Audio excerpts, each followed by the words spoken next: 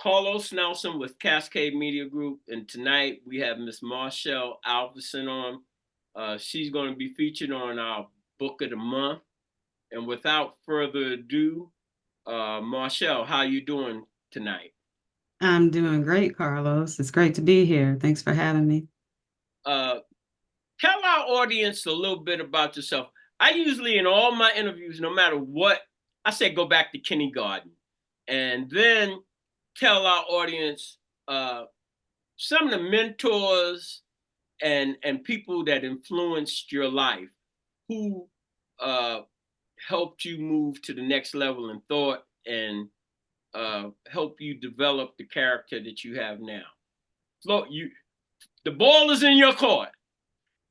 Great. I was born and raised here in Kansas City. I actually started off in the KCPS school district. I went to Pitcher Elementary. Back then, it was like part of Independence, part of Kansas City. I ended up moving and graduated from the Center School District. Um, like many, I was raised by a single mom who happened to be white. So I grew up different, which, I'm a child of the 70s. I'm a 70s baby. So back then, it wasn't as common. So, especially in the Midwest. So, my first book, Painted on Souls, is kind of like a memoir of sorts of what I went through growing up in Kansas City as a biracial child. Also, I'm a child of who experienced a lot of trauma growing up.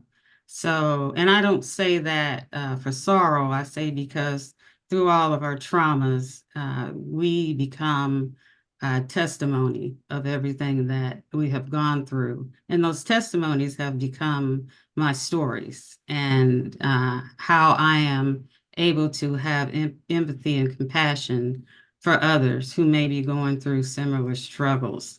Uh, I was not, first of all, I always loved to write.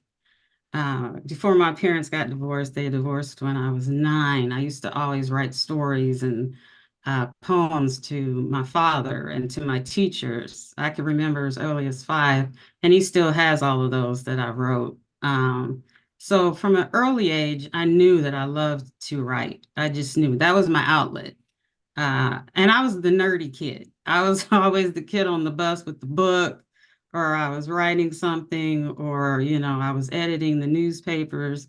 I was a big nerd because, I found more comfort in exploring authors and books and, kind of, not really, social. I was an introvert. I still am an introvert.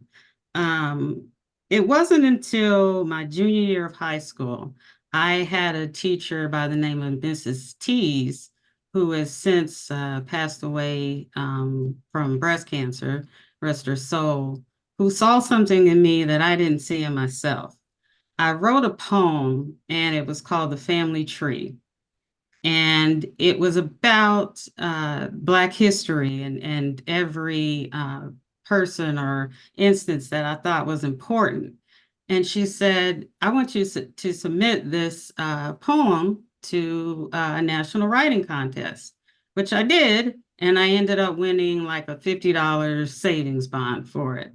And it wasn't the amount, it was just that I got recognition for something that I love to do. And that is when I discovered that I could get paid for what I love to do. What a novel concept. And so she inspired me. And during my senior year, she would have me come and read my work to her freshman students. And so she was very, very instrumental in me deciding to pursue my writing and to keep pursuing it. What was the first book you wrote, and what year was it? It's called Painted on Souls, and came out in 2003, I believe. And what was the theme? The theme is about growing up biracial in the Midwest and the um, trying to be accepted and trying to choose, because being a 70s baby, had to choose if you were going to be, black, white. There was no multiracial category back when I was growing up. You had black, white, Hispanic, other. And I was never going to be somebody's other. So I always put in black. And I'm like, this is how I see myself. This is how I'm going to be. This is how the world is going to view me. Because, the reality is we still live in a world where the 1/3 drop rule still applies. Tell me And this. Do you have siblings? I do. I do. I have lots of siblings, but there are 8 of us total. So my brothers, I am the only girl and I'm the middle child. So I was kind of spoiled growing up and Yeah. protected. Hold on, I bet, because I know how I dated a couple of women that had them big brothers and almost made me stop coming around. I think my brothers did too. They were pretty protective. So your second book. My second book is Savor the Sweetness, and it is about the test of friendship and what happens when we end up loving someone that we perhaps shouldn't love as women, which never happens, of course, but that's what That's my on a second. daily, minute-to-minute basis it happens. So tell our audience a little bit about that book. Give them a reason to read it. The book is about 2 women who reside in Tampa and who are in marriages that they are unhappy in. And one decides to stay in the marriage and, work on it. The other one decides that she is going to also stay in her marriage, but she ends up having an affair with the best friend's son that she hides. And it is about how do you forgive someone who has committed such a heinous sin against your other friend, your best friend? And how do you go and patch that relationship up? If it can be severed, have to read the book to find out. But that's what the second one is about. All right. Now let's go to the next book. The next book that I wrote is probably the most popular. It's called Kissed by Madness. It is about domestic violence in the Black community, told of course, as fiction, but I am a domestic violence survivor. And that is a cause that I'm very passionate about. I speak to women, I speak to young girls.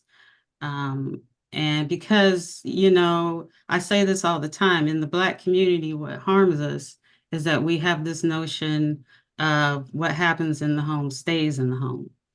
And when we're talking about issues of domestic violence and mental health, this notion of, keep it in the home has harmed us more than it has helped us. And I say this as someone who has experienced violence at the hands of another, because we're taught, don't say anything. You can't, no one would understand. We're supposed to be quote unquote strong Black women. And, and then of course you get the judgment.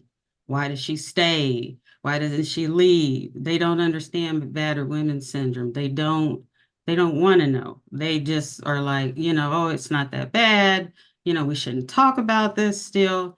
And it's sad that in 2024, we still believe in this. And to this day, I have women who write to me or come up to me after a reading and say, you just told my story. And it's sad that we don't tell stories and help one another as often as we should. And so one of my missions through my writing is to take these issues and bring them to the forefront so that we do begin to talk about them. Well, this is what I would like to say. I don't think it's just with the domestic violence.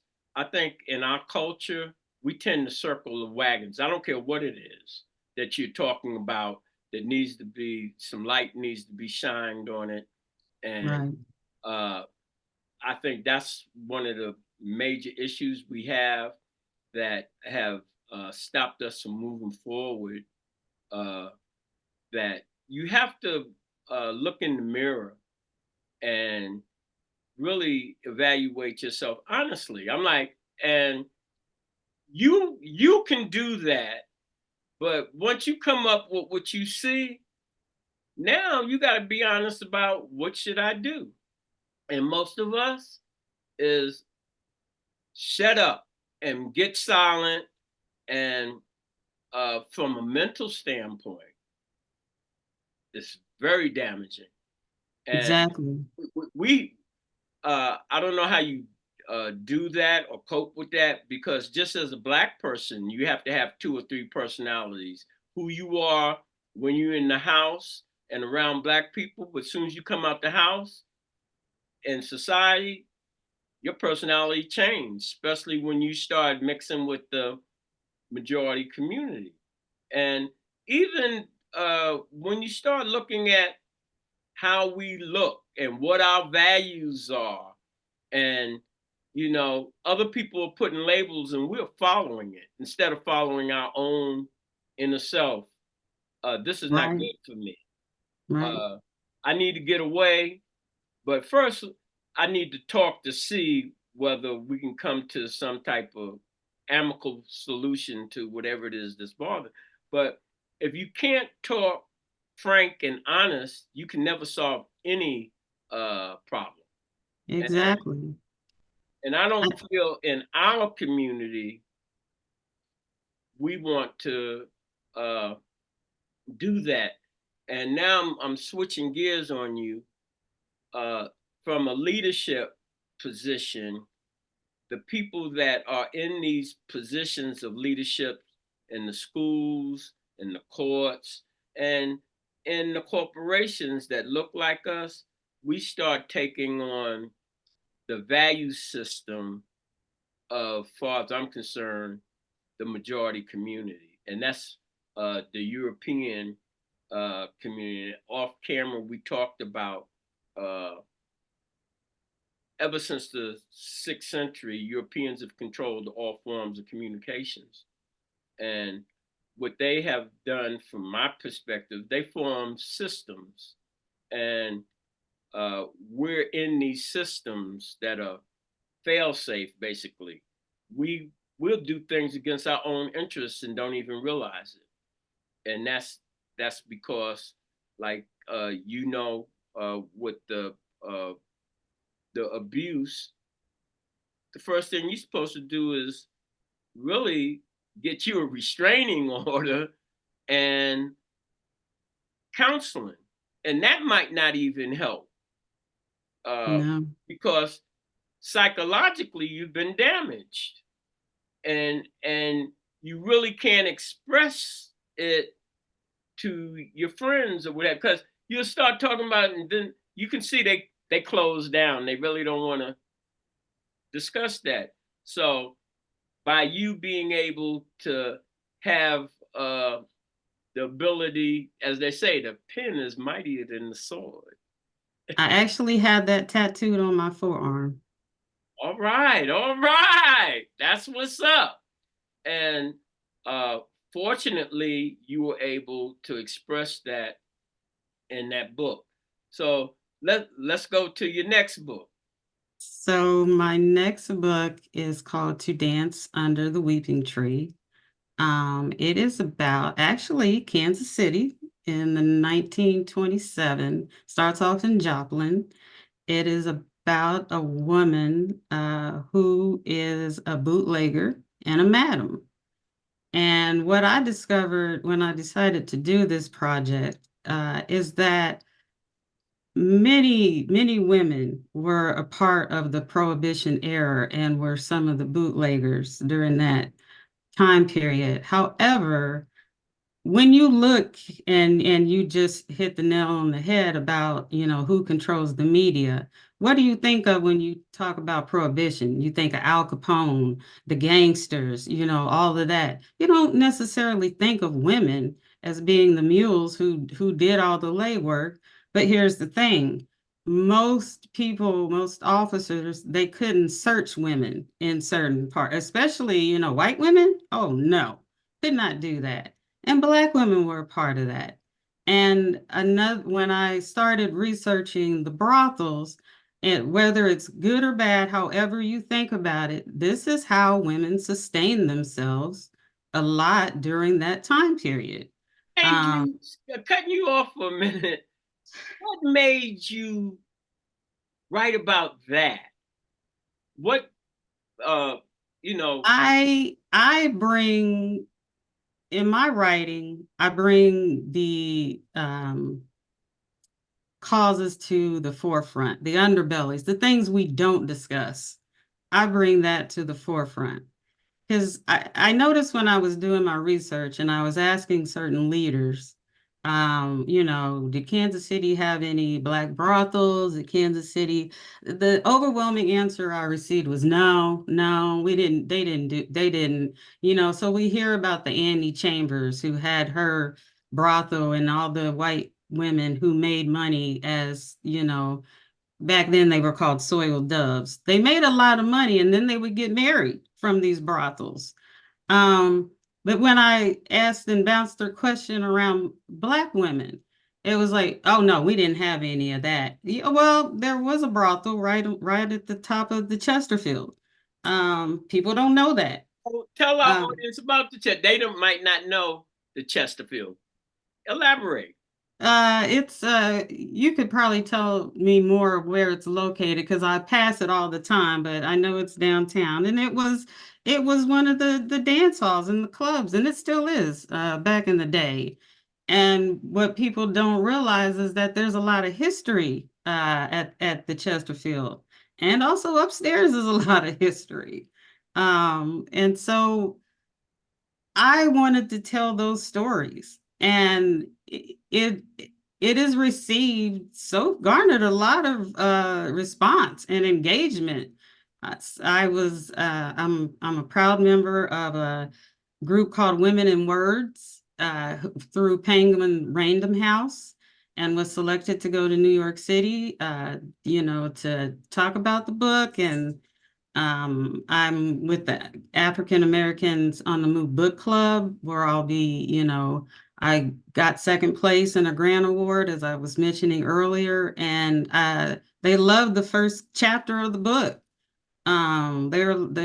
People are like, when are you going to finish it? When are you going to finish? We want to read it. So I have a good friend of mine, Eric Stafford, who runs the Kansas City Historical Tours, who also helped me because I was like, what do you know about madams and bootleggers back then? And he was like, let me research with you. And so we've been bouncing stuff off of each other. And I'll talk to somebody. I was talking to somebody, he was an older gentleman. He was like, oh yeah, that big white house on the Paseo. And he couldn't tell me what in Paseo. He said, what do you think that was back then? And I was like, no. He was like, yes. But he was the only one who really wanted to talk about the subject matter. Well, a lot Maybe of that's people are why not I'm here breaking it now. up. A lot of the old timers are not even around now. Right, right. And that's true. But I don't want that history to be lost. Whether people believe it's good or bad, I want those stories to be told. I want the stories of Black women of all kinds, upper crust, lower crust, to be told. Our stories, our voices, they need to be heard and they need to be out there. It's a cultural thing, like I said about. Well, you pointed out we don't talk about things. So with my network, right? So I'm interested. I'm like trying to. Archie Welch comes back into town, and he is working with veterans per se. Mhm. So I was trying to, for 2 or 3 years, bring veterans on to tell their stories, talk about Nam, talk about all these. Not one black person. It was too hurtful. It was too did not want to get on camera and talk about anything. And so, as I said, the Europeans own 100% of all forms of communications. So then, when they broach these different subjects, then the first thing we say, oh, it didn't go like that. It didn't when you had a chance to set the record straight, and so I really understand that domestic violence, and I understand what you're saying about these brothels and what have you. We don't want to acknowledge some things that really Exactly. we're not looking at what we should be doing preserving the truth and documenting it. So where are we at on that book now? We are a month away from the first draft being done. I am so excited. How long So, did it take you to write this particular? you And what know, do you call it?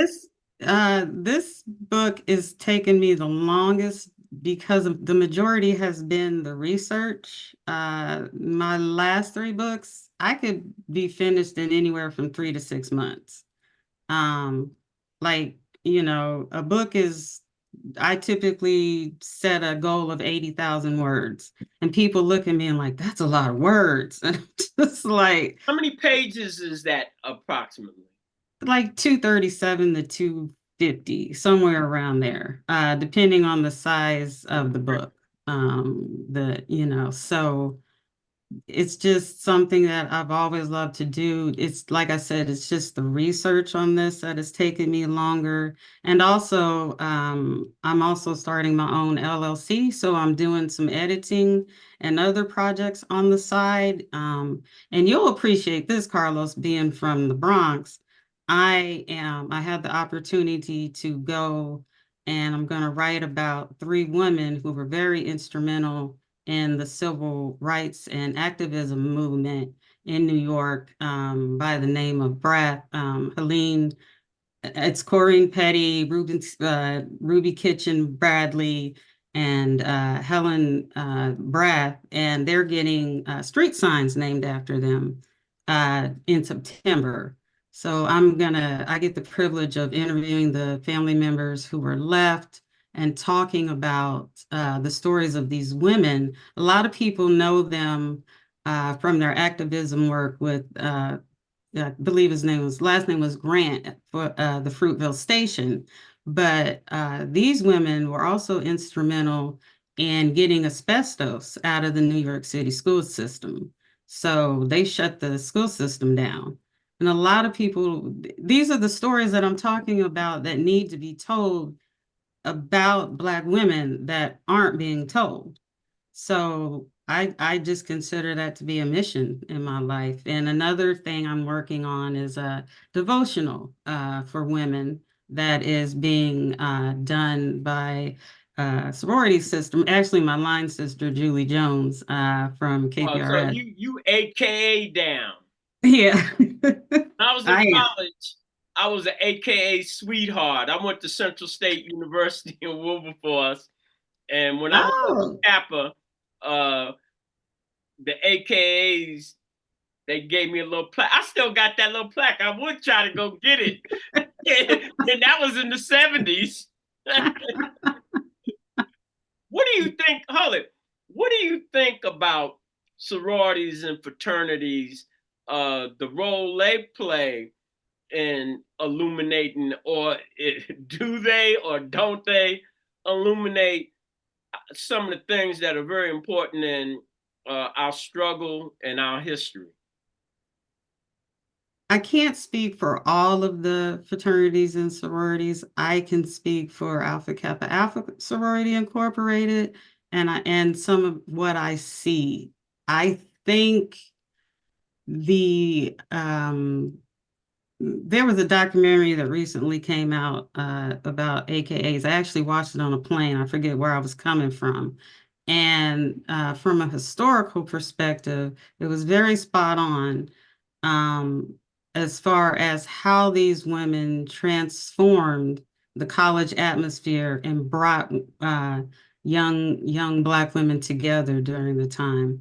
As far as the activism today, I don't think it is what it was in the past. For that reason, I think, both my children, I have a boy and a girl, adults, who are both legacies. My ex-husband is an alpha, and they don't see what the advantage is of joining a fraternity or sorority nowadays. Most young people don't.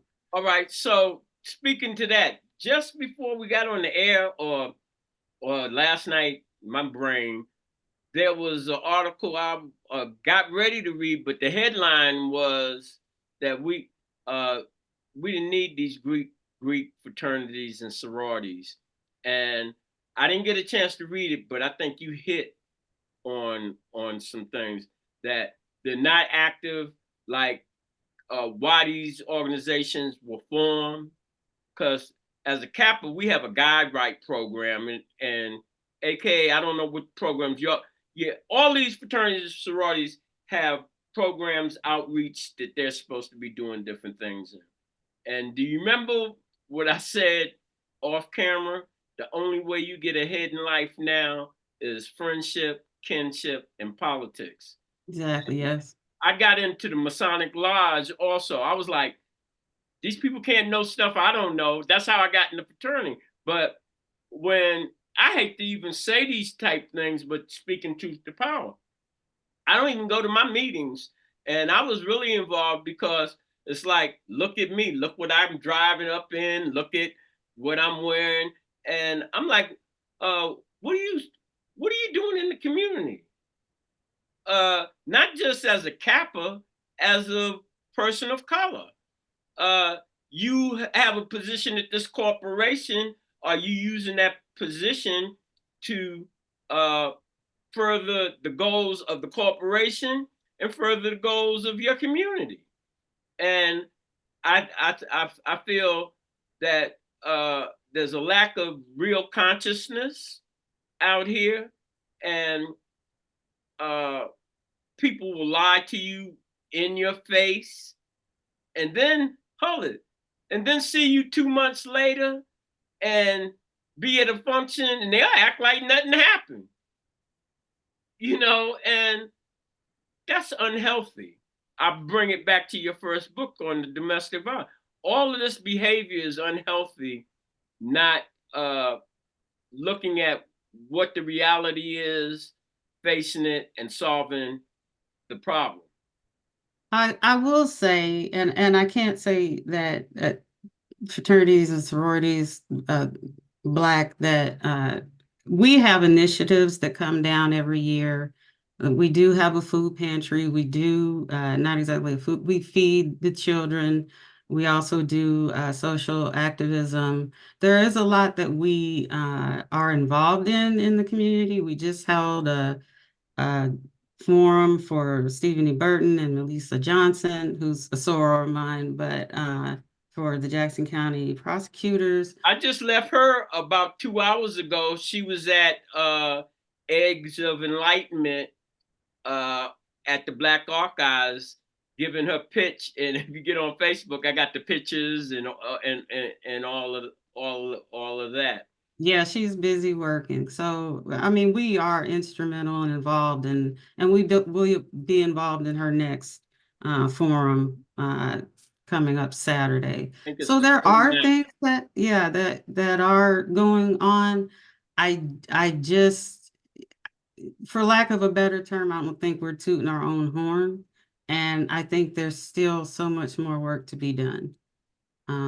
Whether that's in the art, education, feeding our children, helping the homeless. There is always something we could be doing more. But I think that about everything. So, if there were two of me, I would be doing more. I'm sure you say the same, but it's only I'm one. trying to get it in because, as I told you, I'm old. I'm 73. They say that my ex of 30 years last night, she came by. I got some apparel, Olympic apparel. I didn't take you to my sports network. and she was like, you know, the average age for men dying is 78. Uh, and I'm like, But that's my dad's age. I hope not. yeah, I'm like, and this is another thing. Now that you're saying you hope not, Black people, and it might be all people, Black people, they don't have no regard for numbers. The statistics say this: 2 and 2 is 4. Negroes say, no, I believe it's 5, and then start operating on the principle that it's 5. So any numbers that you add up from that initial equation is going to be wrong. And then you start acting on it and then defending it. Right, Defending right. these positions that don't have any logic to it. They So, double down on it. so with that being said, what would you have to say in closing to our audience? Please, please support Black authors. Even if you're not a reader, give them to your children, give them to family members who love to read, and pick up a book. You might be surprised at you might enjoy it and learn something. I believe it's so important. There's this notion that Black people as a whole don't read, but now they're discovering, hey, wait, they do read. Wait, Michelle Obama's book was a bestseller, so maybe we should be doing this. So just please, please support your local authors, your local Black authors, and support the Black bookstores. Support them. Well, one thing I don't know that many males that read, but I know a lot of what y'all got that sisterhood going, like 70 going west, Mm. and supporting one another and so forth, which I think is a great thing. I had just saw Raw Always. on Julie Jones a couple of months ago. Uh, Yeah.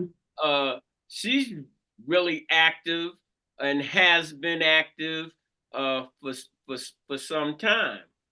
Uh, Tell our audience again the book that's coming out and where will they be able to purchase it. So the book that's coming out is called To Dance Under the Weeping Tree, and you should be able to purchase it like you can purchase all my books on Amazon. And I'm Marchel Denise on Facebook, Marchel D08 on Instagram, and I have a website, marcheldalverson.com, and just look for the book when it comes out. I don't read a lot, but I'll buy the book and skim through it. I be buying books that I hear about, don't even open them up. I go to Barnes and Noble, buy the book because, like, see it on a program like this. Right. Gotta have that book. But as I told you, I went to public school. I had shop, shop, shop, and gym, gym, gym. They weren't real big on teaching me how to read. And I was an athlete. So, but since I came to Kansas City, I settled down a little bit. I say they civilized me here, the neighborhood I was in. I think I told you about Julia Hill, Bob, Right. and then Right. like, son, get over here, so you can learn a little something. And what do you think overall the community here in Kansas City, the Black community?